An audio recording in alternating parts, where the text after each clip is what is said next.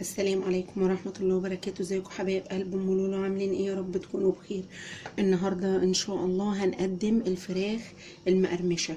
هنقدمها بطريقة سهلة جدا وكل الناس ان شاء الله هتبقى سهلة بالنسبة لهم خالص. هنقول بسم الله الرحمن الرحيم. هي مقاديرنا زيادة شوية بس احنا لازم نتبلها كويس علشان تاخد الطعم بتاعت الفراخ الجاهزة. احنا ان شاء الله عايزين نتلاشى موضوع يعني ايه. انتوا عارفين الفراخ المقرمشه ديت ناس كتيره بتشتكي من ان الفراخ بيبقى فيها سوائل مش مرغوب فيها بعد ما بتستوي، فما بتعجبهاش وبتبقى ايه فاشله معاها. فاحنا هنقول الطريقه بتاعتنا اللي احنا مجربينها باذن الله وماشيين عليها طول عمرنا. اولا احنا عندنا الفراخ دي مسلوقه، دي دبابيس مسلوقه 3/4 سوا. انا عن نفسي يا جماعه انا ما بحبهاش تكون نيه. انا ما بقتنعش بان الفراخ اعملها المقرمشه دي تكون نيه. انا لازم يكون السوا 100% علشان صحه ولادنا. طبعا الفراخ دي مستويه 3/4 سوا الدبابيس دي. تمام. ومعانا برضو اجنحه اهي. تمام. ومعانا دقيق ومعانا نشا، معلقتين نشا. طبعا انت بتحطي التوابل بتاعتك على حسب الكميه بتاعتك. انا عامله الكميه كبيره شويه بصراحه علشان عندي كميه تانية هعملها يعني يومين كده وهعملها، فانا عامله جزء بس كده وهخلي التتبيله دي في التلاجة تنفعني بعد كده. معانا ملح ومعانا كركم ومعانا جنزبيل وتوم باودر وبابريكا، ومعانا مكعب مرقه ممكن تحطيه او لا براحتك. ومعانا طبعا الجنزبيل والثوم البودر والبصل البودر والكركم والمرقه والملح ومعلقتين النشا. احنا هنقول الطريقه بتاعتنا سهله جدا. هنفضي التوابل دي كلها بالطريقه دي. تمام.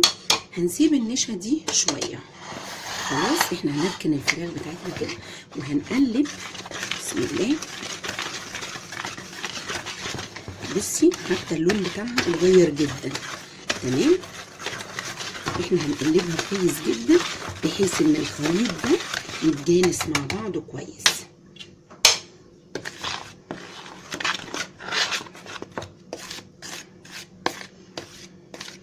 ريحة الخلطة ما شاء الله، التوابل مع بعض في منتهى الجمال من غير ما اتبل ومن غير ما اعمل اي حاجة.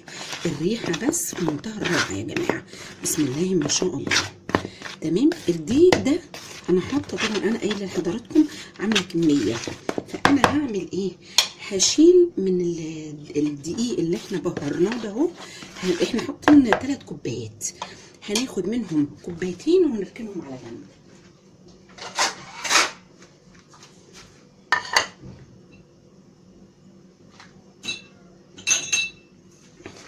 هنعبي كده كوبايتين من الدقيق المبهر ده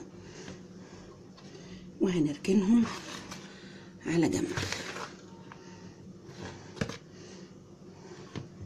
تمام. احنا ركننا الدقيق ده كده، والدقيق ده هنزود عليه ميه.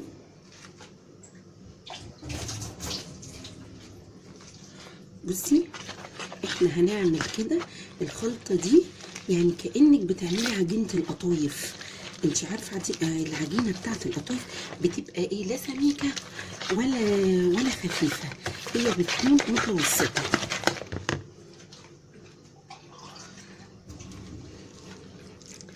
هنحط ميه كده.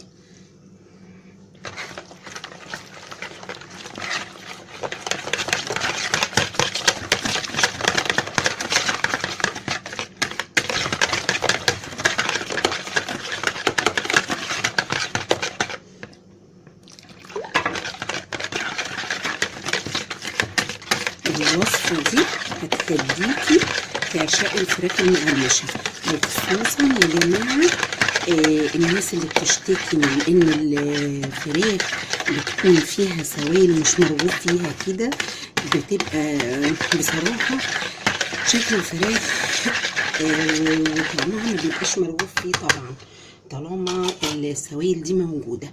تمام. احنا هنقول بسم الله وهنحط الفراخ بتاعتنا دي. تمام. هنبيتها فراخ مسلوقه 3/4 سوا، علشان ضمان انك انت تاكلي حاجه تفتح النفس.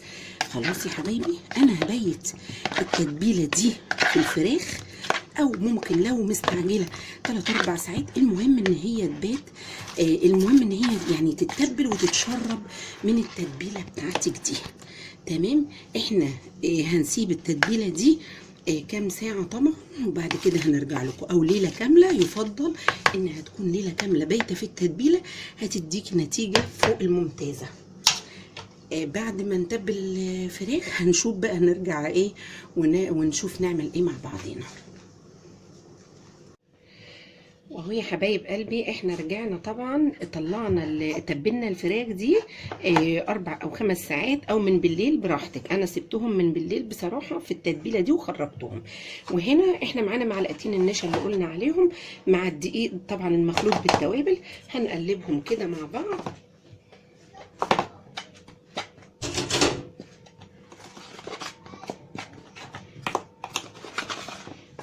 تمام. بصي بقى، في حاجه صغيره كده لازم اقول لك عليها، وانتي يعني انت عايزه الشكل بتاع الكريسبي والطعم بتاع الكريسبي طبعا. فانا بصي معايا كيس، الكيس ده نضيف طبعا، هنحط فيه حبه كده من الخلطه بتاعتنا دي اهو كده.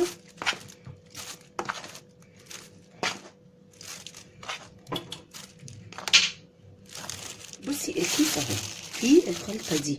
بصي بقى، انا هقول لك على حاجه حلوه جدا. انت بتعملي ايه؟ انت حضرتك بصي، احنا طلعنا طبعا الفراخ دي مسلوقه زي ما قلنا 3/4 سوا، وبيتناها في التتبيله دي. وبعد كده هنعمل ايه؟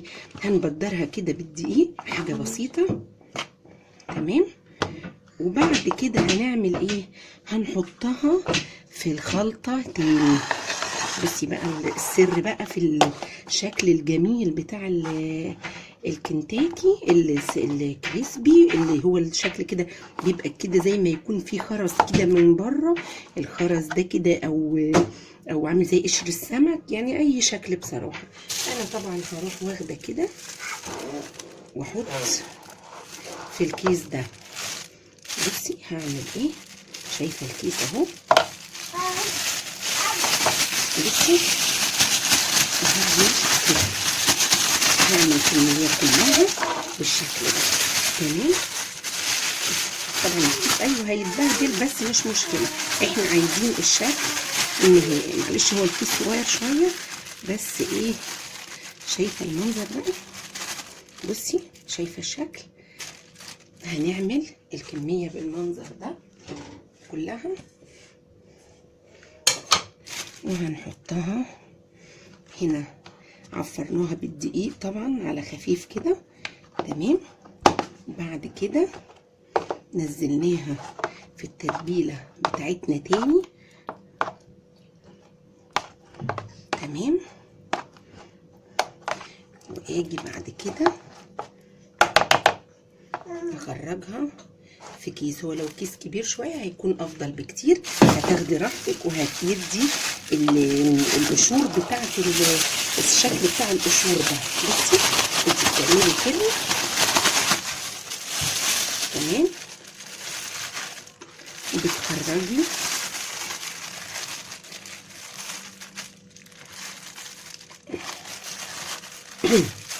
شايفه الشكل؟ بصي شايفه يعني عامل زي كده قشر السمك. انا هعمل الكميه كلها وارجع لكم. وهو يا حبايب قلبي، احنا طبعا بعد ما عملنا الشكل اللي قلنا عليه، بصي خرجناها. شايفه المنظر؟ شايفه جميله جدا ومستويه. طبعا احنا حطيناها في زيت سخن، وبعد كده وطينا عليها بتاع 5 دقايق كده واطيه النار، وبعد كده علينا تاني علشان تاخد اللون الذهبي. بس كده. وشايفه الشكل بقى؟ بصي محبحبه كده وشكلها جميل زي الكريسبي اللي بتشتريها بالظبط، ما فرقتش. انت بتحطيها في زيت سخن، وبعد كده بتوطي النار هنا كده. بنخرجها بعد كده على مناديل ايه، مطبخ، تبقى شكلها جميل وطعمها جميل جدا يا جماعه، وحاجه انت عاملاها في البيت وضامنه ايه التسويه بتاعتها.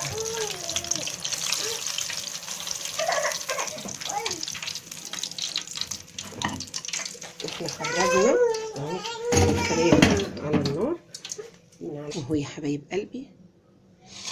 واهو يا حبايبي الفراخ بعد ما خرجناها من الزيت طبعا ما شاء الله مقرمشه جدا وطعمها، وكفايه ان هي مستويه سوا كامل. بس كده انت بقى تهدي عليها النار شويه وبعد كده يعني تعلي تاني، وبعد كده ايه هتاخد لون من فوق ومن تحت وخلاص على كده وتطفي عليها. اهي شكلها جميل وما شاء الله مقرمشه جدا ومستويه 100% سواها.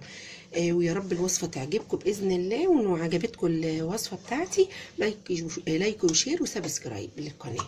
والسلام عليكم ورحمه الله وبركاته.